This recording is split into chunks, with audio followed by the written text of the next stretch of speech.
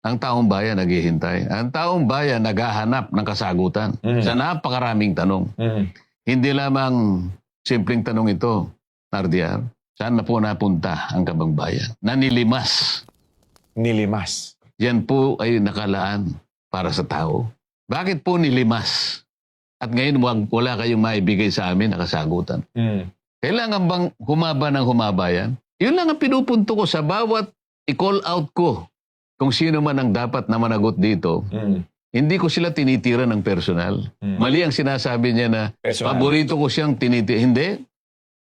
Ang pagtira ko ay pagpapaalala kung anong dapat mong gawin. Dapat ikaw ang namumuno ng komite na siya ang nakatutok dito. Nakita niyo ba kung tumira ako ng personal? Hindi.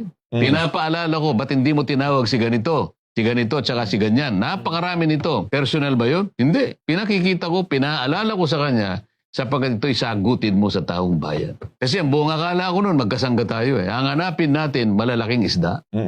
Sinabi ko na sa'yo, hindi sapsap ang ating tinutukoy dito. Hindi butete. Yung may utak dito. Sino yung mga utak dito? Sino yung malalaking isda? At sinabi mo rin, nanindigan ka kung nasaan ang ebidensya. Doon natin tutuntunin.